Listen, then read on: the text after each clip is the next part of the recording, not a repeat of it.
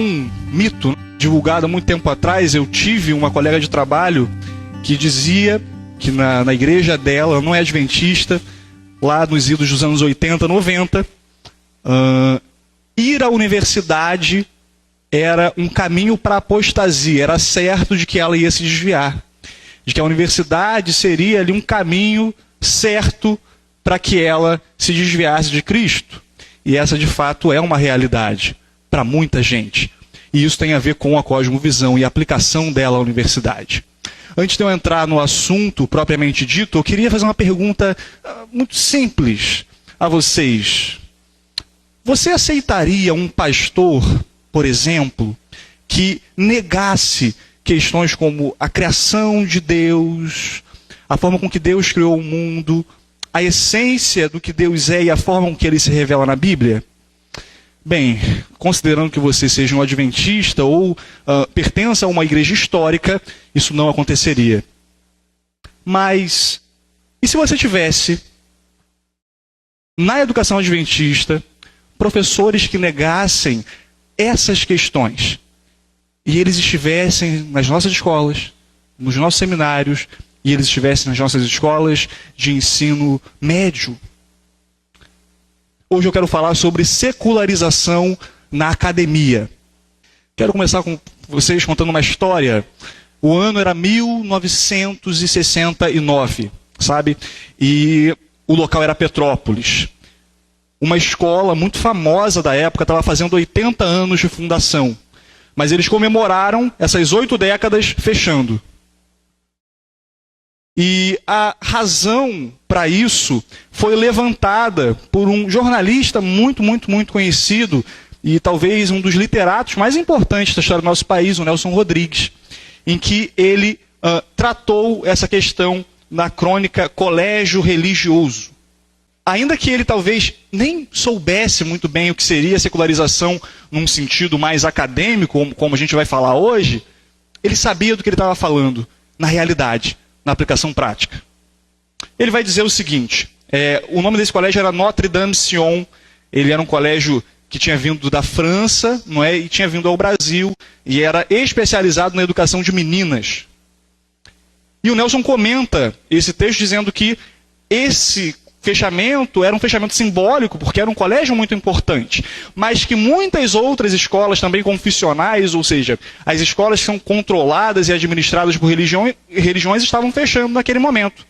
E a forma com que ele trata isso me chama muita atenção, porque ele coloca o problema do fechamento dos colégios religiosos à época como sendo um resultado da diminuição da credibilidade daquelas escolas.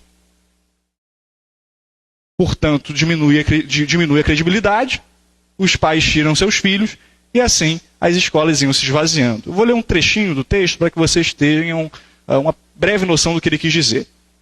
O que houve lá é que o ensino religioso se aviltou de tal forma que as famílias católicas entraram em pânico mais profundo e justificado. Os pais foram, pouco a pouco, retirando suas filhas, preferiram matriculá-las no Pedro II. Talvez hoje não seria uma opção. Por exemplo, certos de que no Pedro II, não se agrediria o sentimento religioso de ninguém. Numa palavra, o Pedro II, sim, merecia a confiança de qualquer pai católico. Como é que uma escola que surge para falar de religião, que surge para apontar para Deus, passa por um processo em que ela, de fato, se castra de função, de razão para a existência? Um teólogo e sociólogo norte-americano chamado John Somerville explica isso. Ele vai dizer que a secularização institucional é um segundo passo, e ele é precedido apenas pela secularização do espaço. É quando a religião começa a perder significado na vida das pessoas. Quando ela começa a perder significado na vida dos indivíduos, ela vai passar a perder o significado nas instituições que foram feitas para isso. Entre essas instituições estão as escolas, as universidades. E o grande problema disso é que essas instituições não deixarão, pura e simplesmente, de existir. Mas elas apenas passarão a serem norteadas por valores e padrões diferentes daqueles pelos quais elas foram fundadas. O risco da secularização na educação, portanto, é a possibilidade de que uma escola passe a não mais refletir os valores de uma fé. E eu não quero falar isso, obviamente, aplicado à educação adventista, mas ao sentido geral. Não interpretem dessa maneira. Mas sim da possibilidade de que isso possa acontecer. Ellen White falou sobre isso. E ela falou sobre isso no século passado. Ela dizia que preferiria morrer a ver instituições que foram criadas para proclamar a terceira mensagem angélica sendo desviadas desse propósito. Um outro teólogo, também americano, tratou dessa questão, o Mudler Adler. Ele vai dizer o seguinte, explicando a secularização e a aplicação da secularização nas instituições. Pense em todas as universidades e hospitais estabelecidos como organizações cristãs e que agora estão secularizadas. A dimensão mais significativa dessa secularização institucional está relacionada à secularização do ensino acadêmico. A secularização de faculdades e universidades tem moldado a mente e a cosmovisão de inúmeras pessoas. Bem, a gente falou muito em cosmovisão, secularização, e eu quero pontuar e conceituar isso de uma forma um pouco mais clara, né? A tradução literal de cosmovisão vai significar aí visão de mundo. É uma expressão grega muito usada em filosofia. E aí, como qualquer termo filosófico, às vezes a gente precisa dar uma viajada para entender melhor. Então, ao invés de simplesmente falar o que significa literalmente cosmovisão, eu quero propor uma ilustração, ok? Pensemos em cosmovisão como um livro. Pense que toda a relação que você tem com o mundo esteja resumida em um só livro. E aí você, muito curioso, quer entender o mundo. Quer entender o que ele é, o que ele significa, o porquê nós estamos aqui. E aí você pega esse livro, abre o livro e percebe que você, assim como eu, não enxerga muito bem. Você precisa de ajuda de óculos. Você vai precisar de lentes. E aí você passa algum tempo tendo alguma dificuldade para entender aquelas letras ali, porque elas estão embaralhadas. A cosmovisão é esse esforço que você vai fazer para conseguir entender o que está lá escrito. A cosmovisão é essa lente que vai entrar e vai fazer com que os seus olhos, que estão embutados, assim, que está tudo meio confuso, se torne claro o suficiente para que você leia aquilo e entenda o que quer dizer. A cosmovisão, portanto, é uma lente em que, através dela, você enxerga a realidade toda do mundo. É a sua forma de ver o mundo. Considere que essa sua dificuldade de leitura, ela advém, ela é resultado não de uma doença, mas fazendo uma analogia aí com essa doença que te impede de enxergar bem, coloca a sua dificuldade de enxergar a vida como sendo o próprio pecado. O pecado é o seu astigmatismo. O pecado não te permite enxergar a realidade. Ele não te permite enxergar o mundo da forma que ele de fato é. E é através da cosmovisão que você pode passar a enxergar o mundo da forma correta. Ou escolher uma lente que vai te atrapalhar ainda mais. E que vai fazer com que cada vez mais seja mais difícil e complicado entender o que está a um palmo de você. Que dirá ler um livro.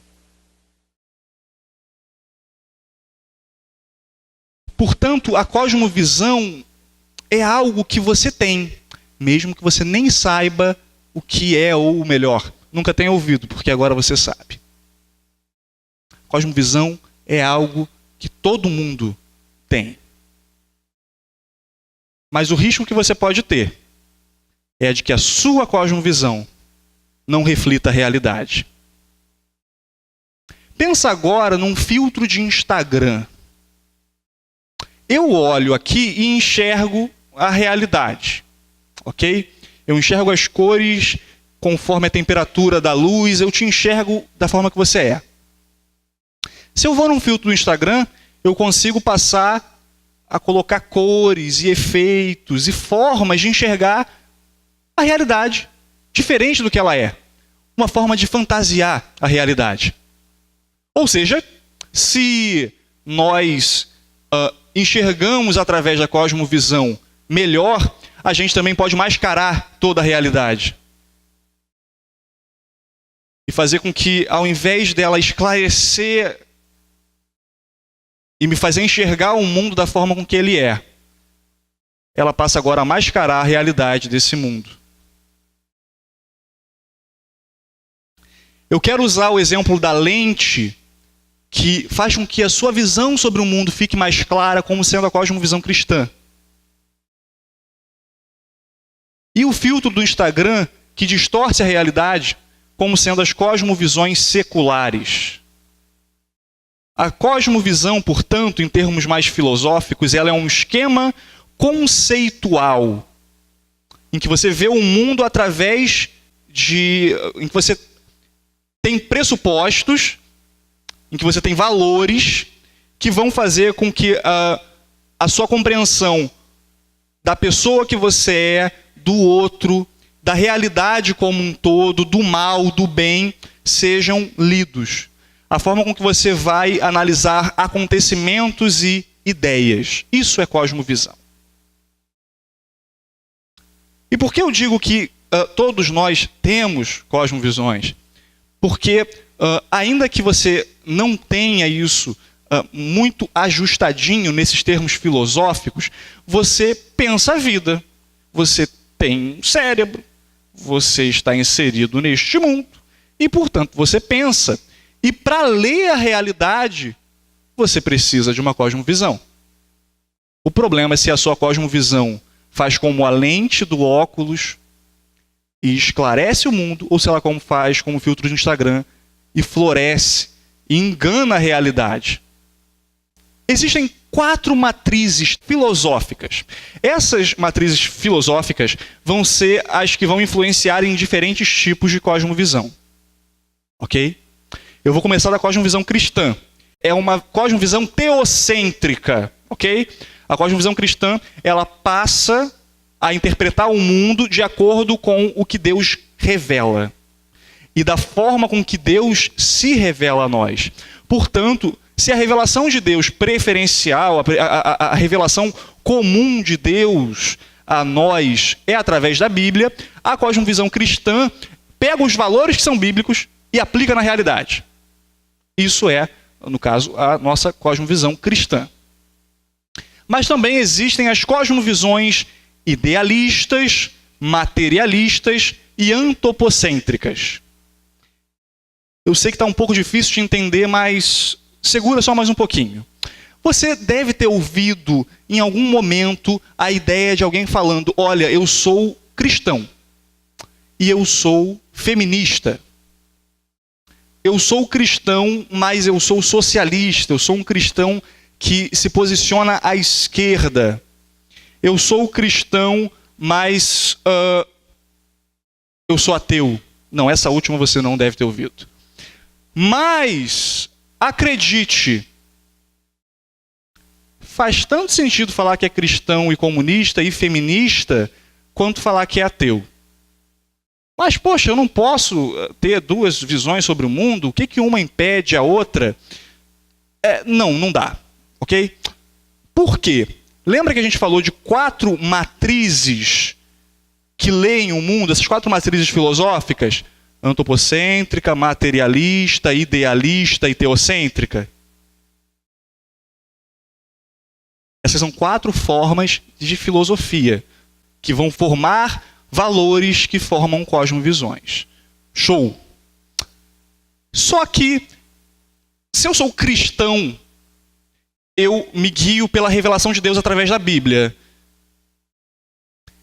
E aí eu formo minha cosmovisão cristã. Eu tenho valores que são cristãos pela revelação que Deus faz a mim. Mas eu também quero ser feminista ao mesmo tempo. Eu vou ter um problema. E é um problema de metodologia básica.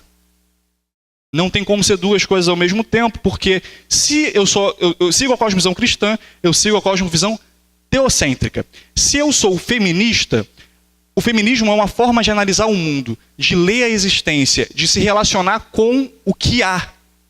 E se eu sou feminista ao mesmo tempo que eu sou cristão, eu tenho um problema metodológico. Porque o feminismo, dentro dessas 4 classificações filosóficas, está como antropocêntrico.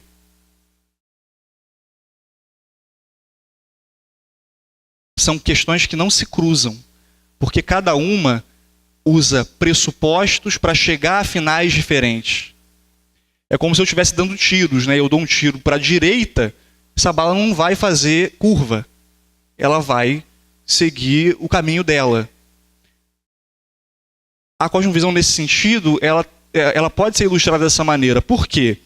Eu uso uma forma de ler o mundo cristã, eu vou atingir ideais cristãos e moral cristã. Se eu sou feminista, eu estou partindo de outra forma de ler o mundo e de me relacionar com ele. Então, eu não tenho como usar pressupostos para cá que vão fazer curva e chegar ao outro lado. O marxismo ou o comunismo também tem o mesmo problema, porque eles são materialistas. Ok? É uma outra classificação. Assim como a antropocêntrica, onde está o feminismo. E também tem o idealismo. E no idealismo está o ateísmo, por exemplo. E também o racionalismo. Ou seja, para eu dizer que é possível ser cristão e feminista, ou cristão e comunista, eu preciso dizer também, e necessariamente, por uma questão de classificação básica, teórica, de que é possível ser cristão e ateu. E eu quero falar aqui do que seriam esses princípios básicos da interpretação cristã. Um tripé em que se sustenta essa interpretação teocêntrica e cristã. Criação, queda e redenção. O cristianismo, ele parte do pressuposto de que Deus se revelou a nós. E ao se revelar, ele disse a nós que estávamos distantes dele, pela distância criada pelo pecado, que ele é o criador de todas as coisas, inclusive nós. De que ele é um criador que deu liberdade, e que com essa liberdade o homem decidiu afastar-se. Mas de que ele, com amor, se comunica ao homem e fala de salvação e apresenta a salvação. A cosmovisão cristã, portanto, em termos muito práticos, é essa tríade, esse tripé: criação, queda e redenção. As outras posturas filosóficas adotarão outros valores. Valores que negam, muitas vezes, a existência do próprio Deus. E ao negarem a existência do próprio Deus, negam a ideia de que o homem é um pecador. E que ao negarem a ideia de que o homem é um pecador, negam a ideia da própria redenção.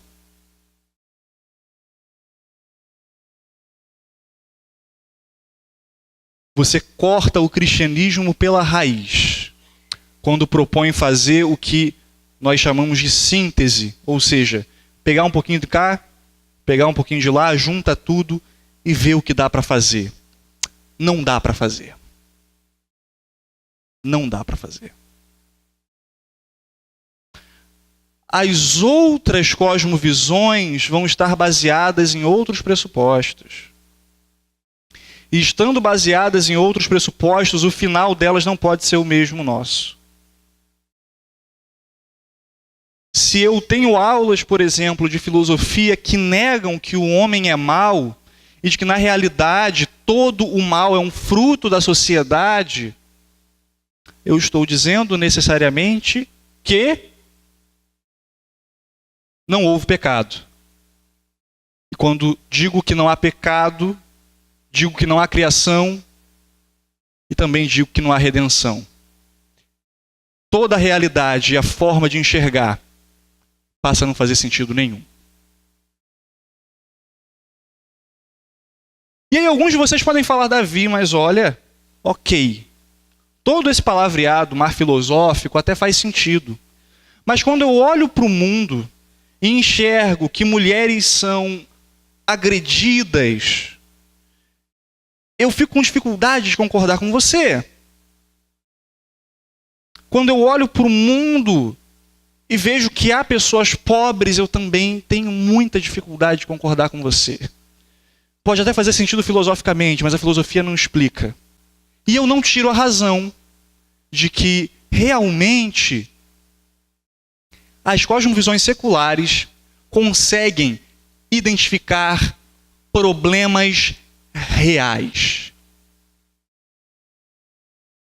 As cosmovisões seculares, apesar da sua base metodológica equivocada, percebem a realidade. Mesmo que você esteja sem o óculos correto, você consegue enxergar algumas letras. Você consegue, com alguma dificuldade, pegar um lampejo ali do contexto. Mas você não consegue entender a realidade como um todo. E quando eu faço isso, eu acabo conseguindo identificar um problema que é real. Mas eu não encontro a forma correta de solucioná-lo.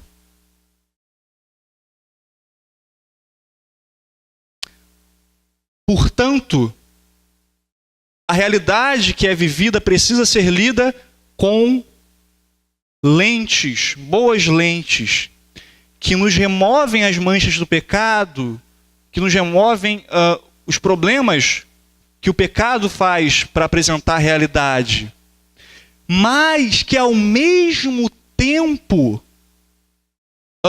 me permitem enxergar a realidade da forma mais correta possível. O cristianismo, portanto, ele preenche essa lacuna, esse espaço. Porque quando ele vai tratar com problemas como esses que a gente falou, agressão a mulheres, pobreza, ele vai ter uma proposta. E essa proposta não identifica só o problema, mas chega à gênese, chega ao núcleo do problema e propõe resolvê-lo de forma diferente. Quando a gente é cristão, a gente não nega a realidade de um mundo que é ruim. Porque se assim o fizéssemos, não haveria nem razão para nós desejarmos a volta de Jesus. Se o mundo é bom como é. Mas o que a cosmovisão cristã faz é que a gente identifique os problemas e procure a forma correta de resolvê-los. E a forma correta de resolver o problema e o descompasso entre homens e mulheres é quando o homem entende o que é a mulher, quando ele entende que ela é gerada a partir dele, quando ele entende o papel dele e o papel dela. E dessa forma, resolvem-se grande parte dos problemas. Se fôssemos genuinamente cristãos e vivêssemos numa sociedade que preza pelos valores do cristianismo, nós não precisaríamos de uma militância feminista. Porque ela vai apontar os erros que realmente existem, mas vai colocar uma solução que está distante da realidade. Por quê? Porque nega a origem do problema real. O cristianismo vai partir do pressuposto, ou seja, vai começar o argumento entendendo que o mundo em que nós vivemos tem seus muitos problemas e que esses problemas desigualdade entre homens e mulheres, agressão, pobreza, são originados de um mundo que está distante do ideal de Deus. E está distante do ideal de Deus por causa do pecado. A razão desses problemas sociais que vivemos, portanto, são o pecado. E digo mais, a única forma e solução completa desses problemas não está na nossa vontade e nem mesmo nos nossos esforços. A solução completa e final para todos eles está em Cristo. E não está apenas na conversão, mas no ato da redenção, em que a obra de Deus na salvação cessa. Quando você é salvo, e homens e mulheres salvas, jovens salvos, universitários salvos, eles vão passar a trabalhar com o mundo de maneira muito melhor, porque conseguem entender o real problema da existência desse mundo. Se você quer, portanto, lutar contra as desigualdades e os problemas desse mundo, não se apegue a ideologias. Se apegue ao Evangelho. O Evangelho que é o poder de Deus para a transformação do homem. É o Evangelho que causa impacto na vida das pessoas. É o Evangelho que traz a mudança que é necessária para o mundo. Não são as filosofias, não são as religiões seculares. É o Evangelho. A solução terminal desses problemas acontece quando o Evangelho é colocado tal como ele deve ser. Você não precisa ser cristão e feminista. Você precisa ser cristão, evangélico. Acreditar na revolução que Deus faz através da sua palavra. Romanos 12:2 expressa essa mensagem de uma maneira muito clara. Ali Paulo vai apresentando a carta aos Romanos, né, naquele momento ali. Ele está falando sobre vida social. O capítulo 13 ele vai falar sobre como o cristão deve se relacionar com o Estado. E no 12 ele vai falar sobre a metamorfose que o cristianismo vive, o que o cristão vive. E essa expressão correta mesmo, que está no original grego, metamorfose, a transformação toda, em que ele vai dizer: e não sede conformados com esse mundo, mas sede transformados pela renovação do vosso entendimento, para que experimenteis qual seja a boa, agradável e perfeita vontade de Deus. É através da vontade de Deus que eu enxergo, é através do Evangelho que eu enxergo esse mundo. Eu preciso do Evangelho para enxergar esse mundo. Eu preciso da cosmovisão para enxergar a minha realidade como pecador e ver o outro e me relacionar com ele. Mas o que isso tem a ver com universidade? Olha, Davi, eu sou evangélico, eu acredito no Evangelho, eu nasci na igreja. O problema é que a própria ideia de síntese, né, essa ideia de que você pode ser uma coisa e pode ser outra ao mesmo tempo, ela tem habitado muitas esferas na igreja, nas instituições da igreja, e eu não falo apenas da igreja adventista, mas falo também dela, que propõem transformações que vão em um sentido diferente do que Deus propõe. Não é? Um livro da Unaspre chamado Verdades, que é do Carlos Flávio Teixeira, se eu não me engano, que é um obreiro da igreja, vai conceituar o que eu estou querendo dizer de uma forma muito interessante. Ele diz o seguinte: matrizes filosóficas distintas, lembra do idealismo, né? Produzem sistemas de ideias que são antagônicos entre si. E as tentativas de combiná-las serão infrutíferas, porque os pressupostos embasadores são excludentes. Ou a vida gira em torno, ou gira tendo Deus como centro irradiador do sentido, ou girará tendo outras realidades como base, tais como o ser humano, a matéria ou as ideias. No que a universidade pode te atrapalhar nisso?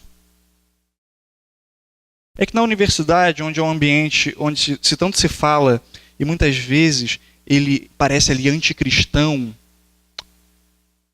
ele é um ambiente extremamente religioso. Só que o Deus que está lá é o desse século.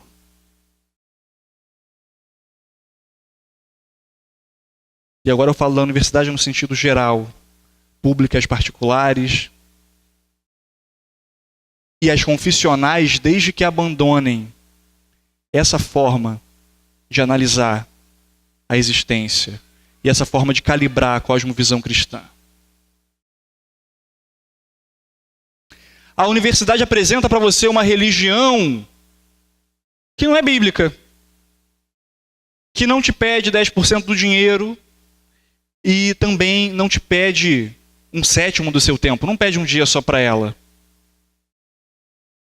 mas que influencia como você gasta todo o seu dinheiro e como você investe todo o seu tempo.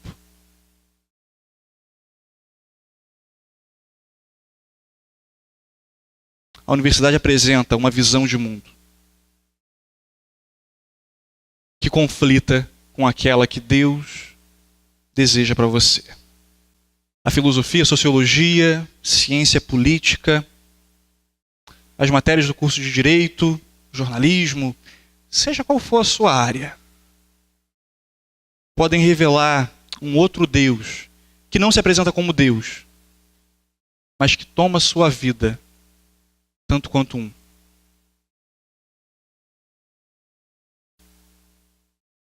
É o conflito de falsos deuses, a idolatria.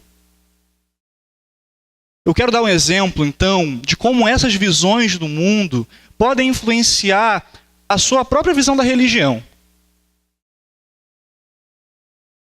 Vocês já ouviram falar de perspectiva sociocientífica? Eu também, há algum tempo, não. A perspectiva sociocientífica, ela é uma forma com que se aplica, especialmente na teologia, pressupostos que são alheios a esses aqui, da forma com que a gente vê o cristianismo, e a gente passa a adotar formas de ler o próprio Deus de acordo com os deuses que nós temos. Nós fazemos um Deus à nossa própria imagem e semelhança. Essa perspectiva sociocientífica, ela vai propor, por exemplo, que a leitura da Bíblia precisa ser, para ser compreendida, ela precisa partir de um pressuposto LGBT, ela precisa partir de um pressuposto feminista, ela precisa partir de algum pressuposto desses grupos atuais, né? Até alguns grupos afro têm feito isso também. Eles ignoram o que a palavra de Deus quer dizer, eles ignoram o estudo sério da palavra de Deus, em que procura o significado da própria palavra de Deus, e passam a aplicar essas formas de ler o mundo, que ignoram a criação, a queda e a redenção, para ler a própria religião que pressupõe a criação, a queda e a redenção. E aí é essa galera que acaba, no final, dizendo que é possível ser feminista e cristão, é possível ser qualquer coisa e cristão ao mesmo tempo. Eu sou cristão, mas eu também sou isso. E o pior, isso faz com que eu pegue textos bíblicos inteiros e fale, olha, esse texto aqui na verdade significa isso. Esse texto aqui que estava falando sobre isso não é bem isso. E eu vou moldando o que Deus é e a forma com que ele se revelou de acordo com os deuses desse mundo.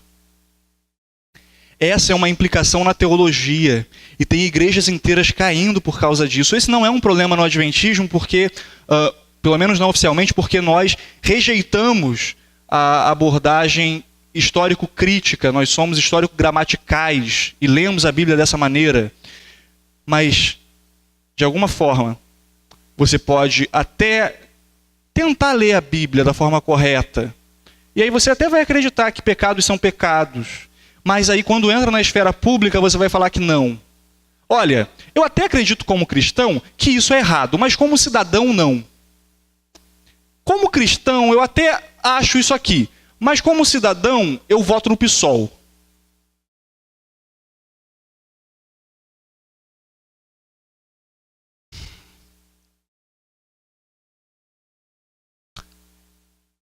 Como se existisse a possibilidade de eu ler a realidade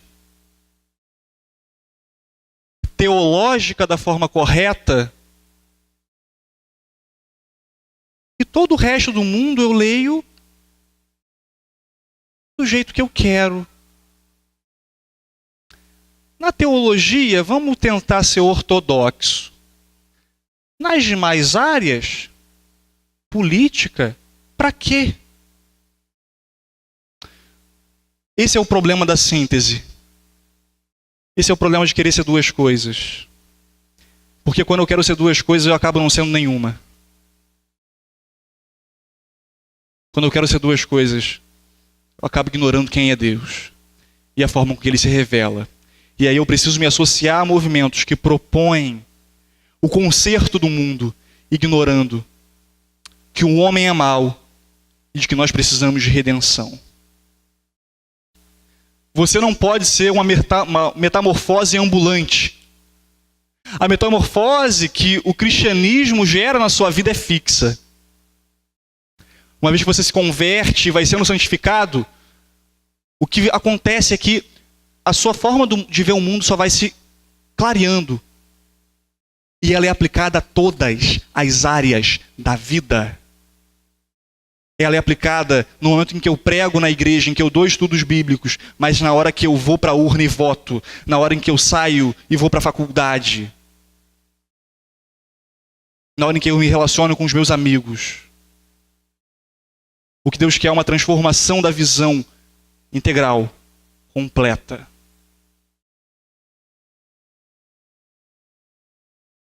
Muitas vezes as pessoas agem de forma impensada, citação do mesmo livro, sem preocupar-se se suas atitudes são ou não compatíveis com a filosofia de vida que dizem adotar. Nesse caso, tornam-se verdadeiras contradições ambulantes, afirmando algo, enxergando o mundo de determinada forma, mas agindo de maneira contrária ao que pensa e espera ver concretizado. Entretanto, é preciso deixar claro que filosofia, cosmovisão e ética não podem ser questões de achismo ou mera especulação. Uma filosofia de vida equivocada pode produzir uma cosmovisão doentia e uma ética de vida destrutiva para o indivíduo. Se você usa lentes distorcidas, você não vai ler o texto da forma correta. Se você usa lentes distorcidas, você não vai enxergar a realidade da forma correta.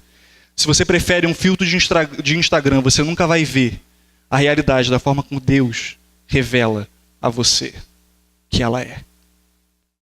E para isso você precisa entender quem Ele é e quem você é.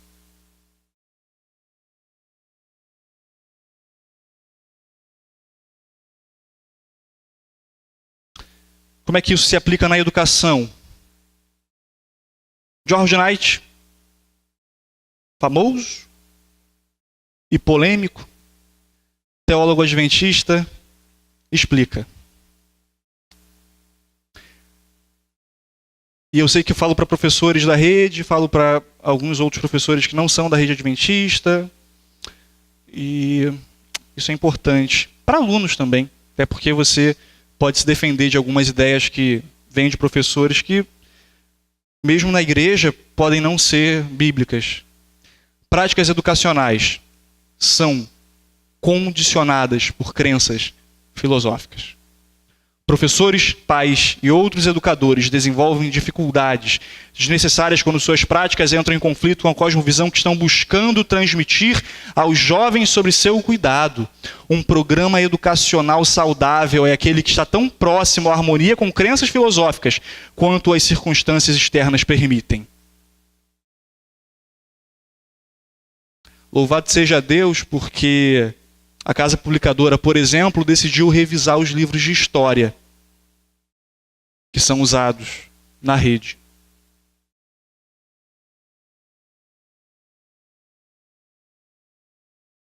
Essa é uma realidade, próxima inclusive da gente.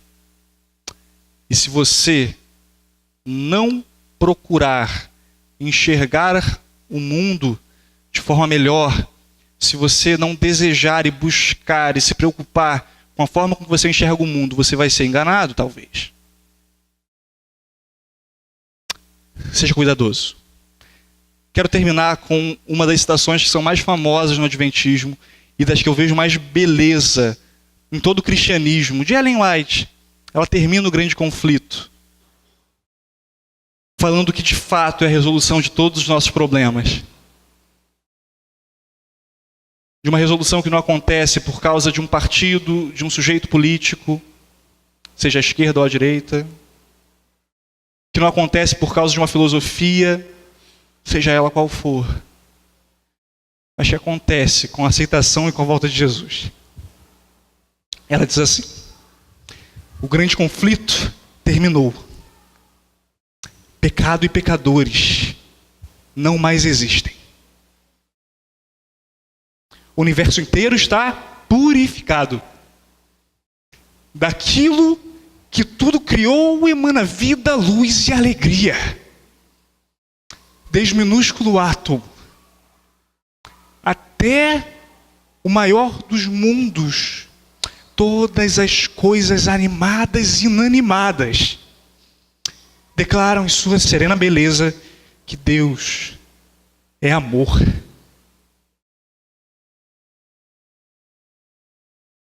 Um exemplo importante para nós também está lá em Daniel, sobre a importância de você ser inteligente, mas entender que a sua inteligência precisa vir do alto. Daniel 1, 3 e 4 vão dizer: então o rei ordenou a Aspenaz, o chefe dos oficiais da sua corte, trouxesse alguns israelitas da família real e da nobreza, jovens sem defeito físico, de boa aparência, cultos, inteligentes, que dominassem vários campos do conhecimento e fossem capacitados para servir no palácio do rei. Ele deveria ensinar-lhes a língua e a literatura dos babilônicos. Bem, Nabucodonosor escolhe os melhores jovens, os mais inteligentes, os mais capacitados, que estavam indo cativos não por causa do seu pecado, mas por causa do pecado do povo. Mas é interessante que eles eram inteligentes, eles tinham capacidade, etc., mas que logo depois, no versículo 17 do capítulo 1, vai dizer o seguinte: aos 4 jovens Deus deu sabedoria e inteligência para conhecerem todos os aspectos da cultura e da ciência. E a Daniel, além disso, interpretar todo tipo de sonhos e visões. Deus pode lhe instruir a dominar todos os campos do conhecimento. Talvez nem todos, porque o campo do conhecimento hoje é um pouco vasto, mas a dominar bem os campos do conhecimento, sabendo diferir o que é certo ou errado. A sabedoria de Daniel não vinha porque ele era inteligente, mas é porque Deus tinha dado. Se deu a Daniel, dá a mim, dá a você. Verso 20.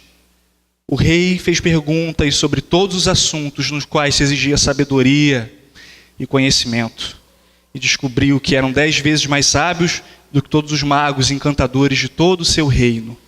A cosmovisão cristã te habilita a entender como os outros pensam da forma mais clara possível, porque você está usando as lentes corretas enquanto eles estão usando filtro de Instagram. Daniel era diferente porque tinha uma sabedoria que vinha de Deus.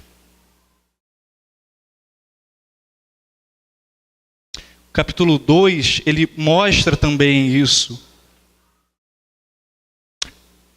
Quando Daniel agradece, quando teve um sonho, a visão revelada, ele vai dizer, a oração de Daniel é: louvado seja o nome de Deus para todo sempre. A sabedoria e o poder a ele pertencem. A inteligência não pertence ao seu professor da faculdade que diz que Deus não existe. A sabedoria pertence ao próprio Deus. E ele quer que você seja inteligente para entender e para não cair nesse tipo de coisa e ajudar outros que também não caiam. Ele muda as épocas e as estações, destrona reis e as estabelece, dá sabedoria aos sábios e conhecimento aos que sabem discernir. Revela coisas profundas e ocultas. Conhece o que jaz nas trevas e a luz habita com ele. Eu te agradeço e te louvo, ó Deus, os meus antepassados. Tu me deste sabedoria e poder e me revelaste o que te pedimos. Revelaste-nos o sonho do rei. Último verso, 2, 27 a 28.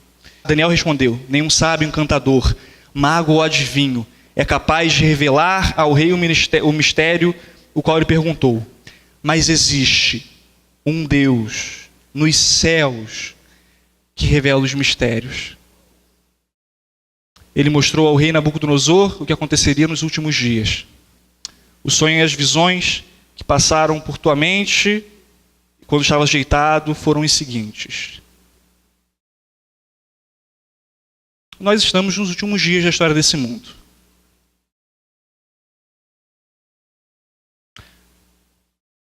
Satanás vem atuando como enganador desde que o mundo é mundo. Satanás sabe sobre cosmovisões mesmo antes de que a gente soubesse e conceituasse isso. O conflito que se desenrola e que acontece, ele é espiritual, mas ele não pode ser enxergado como um negócio só espiritual. Tal. A gente separa a intelectualidade do espiritual, quando intelectualidade e espiritual são a mesma coisa. Se você não tiver a forma correta de ler o mundo, você não vai ser espiritual.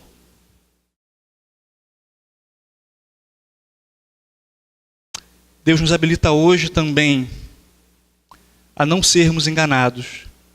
Esse mesmo Deus que tem toda a sabedoria e poder nos habilita a não sermos enganados. E Ele se revela a nós. E Ele revela que a solução dos problemas do mundo vem da própria volta de Cristo.